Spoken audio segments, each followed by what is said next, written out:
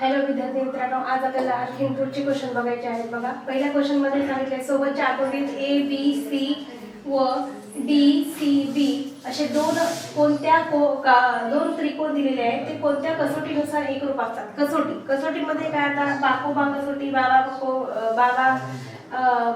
कसोटी, कोकोबा आणि को आणि को अशा 4 कसोट्या आपल्याला दिलेल्या आहेत. कसोट्या म्हणजे काय तर एखादा त्रिकोण जो आहे तो त्रिकोण कशा पद्धतीने एकरूप आहे या कसोटीवरून आपल्याला सांगता येते. तुम्हाला ते माहिती पाहिजे की एखादी 2 त्रिकोण दिलेले आहेत, सिंपल त्रिकोण दिले तुम्हाला, आणि त्या त्रिकोणामध्ये सुद्धा तुम्हाला एकरूपता दाखवायची आहे. A B C P Q R या दोन्ही त्रिकोणामध्ये आपल्याला एकरूप बाजू दाखवायच्या असतात. पहिली कसोटी आहे बा कसोटी, म्हणजे हे तिन्ही जे अँगल आहेत, तिन्ही जे कोण आहेत ते कोण कशाच्या स्वरूपामध्ये तर आपल्या बाजूच्या स्वरूपामध्ये दाखवले पाहिजेत.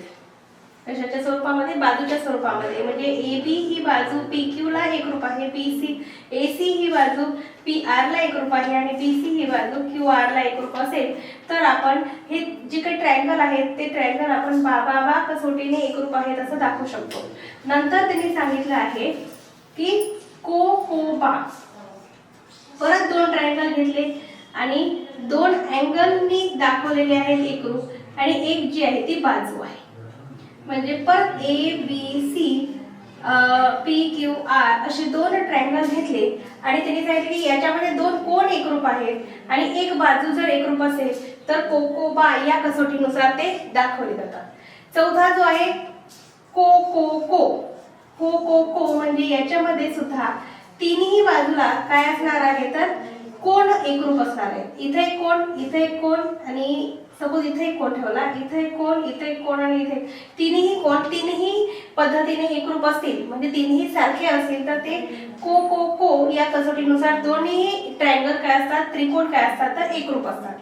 चौथा जो आहे तर चौथ्या ठिकाणी आपल्याला असं दाखवता येईल 2 अँगल, एक कोण आणि परत एक अँगल, एक बाजू आणि परत एक कोण.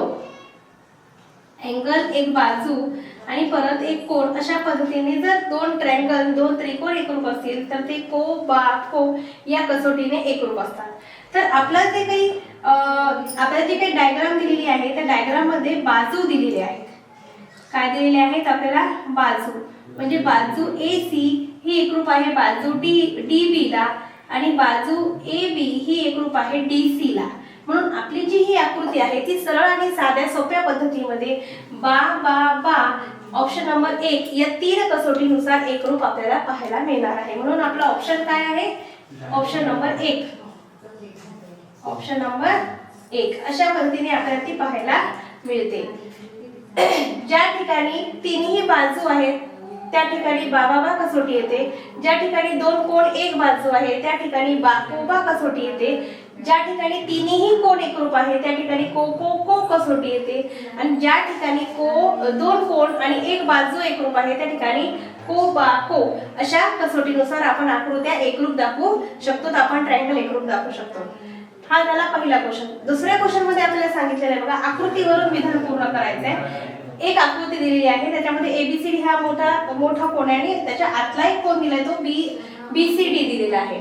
आणि त्यांनी सांगितले की अँगल AB आणि लेंथ AB आणि लेंथ BC, लेंथ ही वाली लेंथ AB आणि लेंथ BC ही जी लेंथ आहे त्या दोघांची जर आपण ऍडिशन केली, त्या दोघांची जर बेरीज केली तर ती काय असते? ग्रेटर दॅन कोणत्या बाजू सोबत यायला पाहिजे असं त्यांनी आपल्याला ऑप्शन मध्ये 4 बाजू दिलेल्या आहेत. त्या बाजूपैकी एक बाजू आपल्याला घ्यायची आहे.